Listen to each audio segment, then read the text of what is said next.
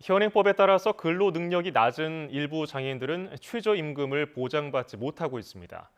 장애인에게도 최저임금을 적용해야 한다는 주장이 제기되지만 장애인 고용에 악영향을 줄 수 있다는 현실적인 우려도 나옵니다. 문제는 뭐고 대안은 없는지 민대홍 PD가 취재했습니다. 지난해 7월 24살 중증 지적장애인 A씨는 서울의 한 장애인 지원센터에서 일을 시작했습니다. 하루 4시간씩 야외에 설치된 간이도서관을 찾아다니며 책을 정리하는 것이 주 업무였는데 6개월 동안 받은 급여는 모두 합쳐 200여만 원, 월급 35만 원 정도에 불과했습니다.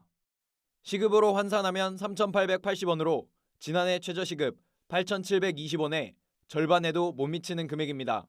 작년에 서고정이 했어요. 4시간씩 했어요. 4시간씩. 한 달에 5만 원 받았습니다. 한 달에 10만 원은 너무 적었어요. 현행법은 장애 등을 이유로 근로능력이 낮은 사람은 최저임금을 적용하지 않는다고 규정하고 있습니다. A씨와 비슷한 처우를 받고 일하는 장애인 노동자들이 많은 이유입니다. 실제 지난해 8월 기준 최저임금을 적용받지 못한 장애인 노동자는 6,547명, 이들의 월 평균 임금은 36만여 원으로 월 최저임금 182만 원의 20%가 채 안 됐습니다. 상황이 이렇다 보니 일부 장애인 단체는 지난 2017년부터 해당 법 조항의 폐지를 요구하고 있습니다.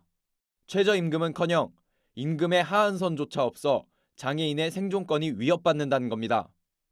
장애인들이 배제가 될 수 있는 조항이 최저임금법에 마련이 되어 있다 보니까 결국에는 최소한의 인간다운 삶과 생존권을 보장받을 수 있는 가능성을 빼앗기는 것이기 때문에 문제가 있다고 생각을 합니다.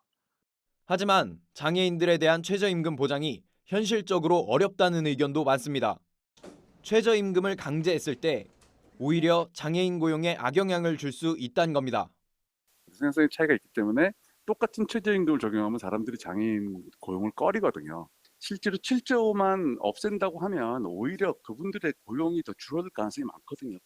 다른 나라의 사례는 어떨까? OECD 회원 38개국 가운데 장애인들의 최저임금을 보장하지 않는 나라는 모두 9개국. 이 중 별도 특례 제도 등을 통해 장애인 임금의 하한선조차 정해놓지 않은 국가는 우리나라를 포함해 3개국뿐입니다.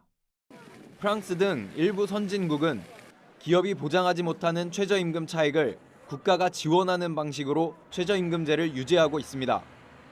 장기적으로 폐지되라는 입장인데 생산성의 면에서도 고려해야 될 측면이 있기 때문에 임금 보조권에 대해서도 정부가 지원하는 방식으로 가는 게 장기적으로 옳지 않나라고 생각을 하고 있습니다.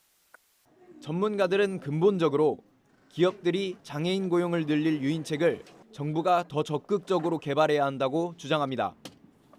경영을 컨설팅 해준다든지 장애인들의 직업적 능력을 생산성을 담보하기 위해서 필요한 직무 조정, 예를 들어서 일정 부분을 자동화하든지 생산성을 담보할 수 있는 지원이 필요하다는 얘기예요.